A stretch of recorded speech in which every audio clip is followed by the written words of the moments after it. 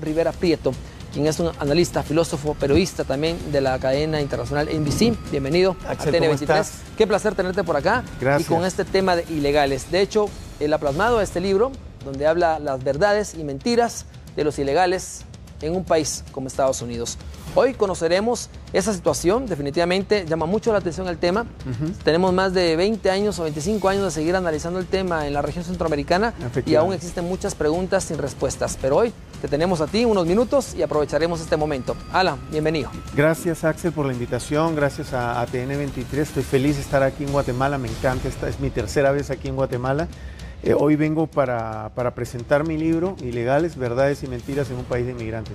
Ojo que ilegales está escrito entre comillas. Claro, claro, porque a eso vamos. Nos tratan de ilegales a muchos centroamericanos que viajamos al país del norte de manera que no es legal para ellos. Pero ¿qué es lo legal para ellos y qué es lo ilegal? Es la pregunta que todos nos hacemos cuando las personas van a trabajar a ese país para hacerlo grande. Situación que no les importa muchas veces a la mayor parte de americanos. Bueno, hay un proceso que se llama inmigración y que está gobernado y regido por su naturaleza económica. Lo que hablo en el libro es demostrar que la inmigración es un fenómeno del más puro carácter económico. Y al ser un fenómeno de carácter económico, lo que es que el flujo migratorio de los países de Estados Unidos a Estados Unidos de América Latina y a otros países en el mundo están gobernados por la ley de oferta y demanda. Suena crudo, pero es la verdad. Y en el libro yo demuestro con cuadros estadísticos cómo cuando hay crecimiento del Producto Bruto Interno en Estados Unidos ha crecido la inmigración y cuando ha caído el Producto Bruto Interno ha caído también la inmigración.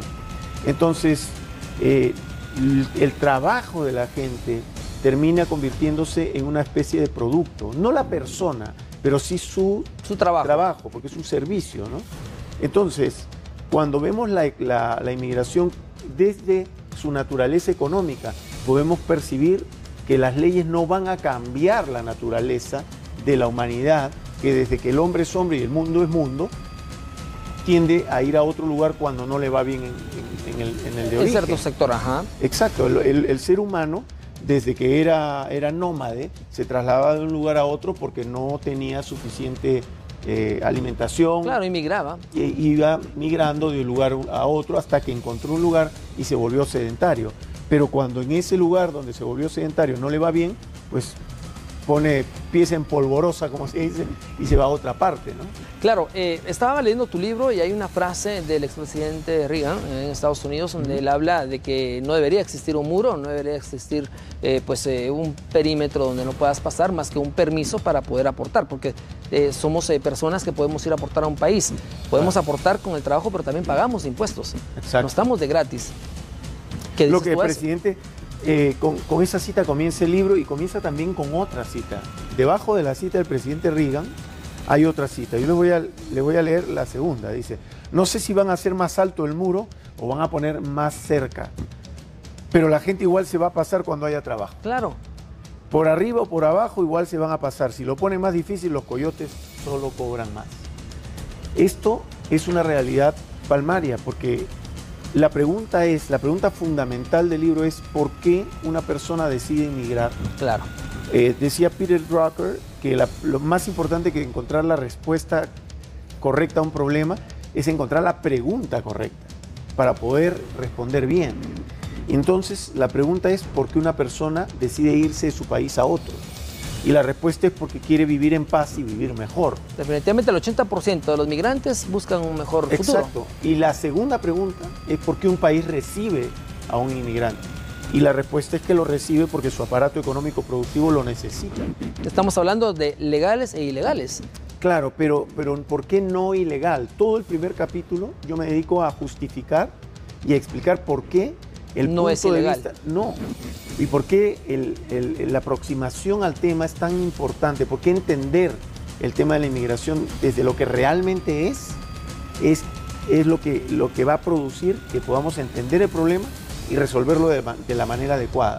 El tema es que las leyes están mal planteadas y por lo tanto lo que están haciendo es obstruir el flujo natural de personas que van de un país a otro. Ahora yo te pregunto algo, Alan.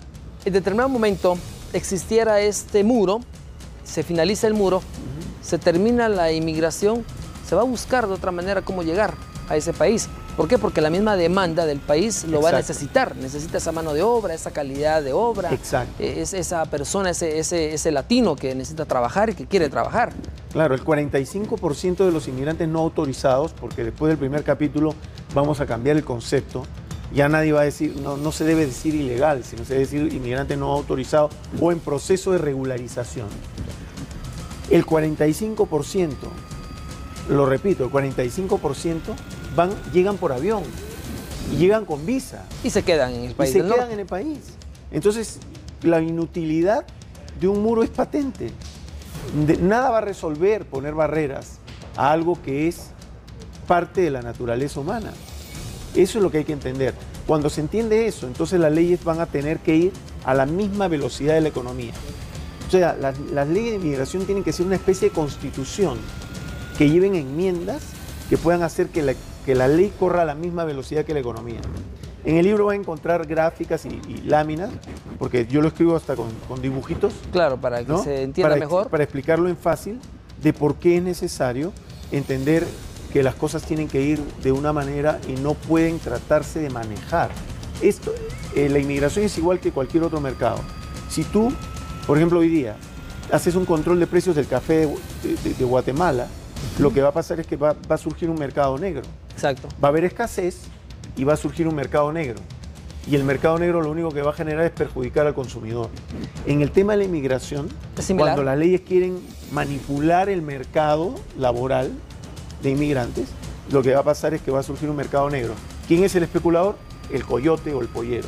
¿Quién es el producto? El migrante. Definitivamente. Exacto. Alan, ya para ir finalizando, una conclusión que nos des de este libro y, por supuesto, una pregunta que yo te hago. ¿Quién es ilegal, quién no es ilegal? El inmigrante no es ni legal ni ilegal. El inmigrante es inmigrante. Y así hay que entenderlo. Y así lo va a hacer siempre. Por supuesto. Cuando se entienda de esa manera, entonces se va a tratar de facilitar la inmigración, porque la inmigración genera riqueza. Siempre genera riqueza. Si hay malos inmigrantes, pues hay que tomar las medidas policiales necesarias. Claro, para eso existe un código, normas y existen leyes. Exacto, un código legal y existen las leyes, pero para los inmigrantes hay que aprovecharlos, porque el inmigrante, ojo, y esto son investigaciones serias y basados en estadísticas, trabajan 40% más que un trabajador oriundo del país. Definitivamente. Situaciones que se dan y es la realidad. En Amazon pueden encontrar el libro. Aquí en Guatemala, a partir de esta semana o la próxima ya va a estar en Amazon de forma física o electrónica el libro Ilegales, Verdades y Mentiras en un País de Inmigrantes. Buenísimo. Conclusión. Cada escritor cuando escribe un libro tiene un objetivo. Sí. ¿Cuál es el tuyo? Que en Estados Unidos y en América Latina se entienda que la inmigración es un fenómeno de carácter económico y que puedan cambiar los conceptos y no hay ese diálogo de sordos. En Estados Unidos, por ejemplo, entre demócratas y republicanos que no se ponen de acuerdo nunca porque están queriendo hacer leyes en base a intereses económicos, intereses de grupos o intereses políticos. Que se haga en base a los intereses de la nación, de la economía y de los intereses de la gente. La economía hace crecer al país. Estados Unidos es un país grande porque es un país de inmigrantes. Y si cortas la inmigración en Estados Unidos, lo que va a pasar es que China se va a comer a Estados Unidos. Así es. Bueno, Alan Prieto, gracias por haber estado con nosotros en Guatemala y en TN23, por supuesto. Sabemos que tú vuelas en algunas horas, así que pues buen viaje y esperamos que tu regreso visites nuevamente TN23. Gracias, muy amable. Buenísimo, Alan. Compañeros, vamos con ustedes. Andrés, también contigo Sandy y Carlos Azul.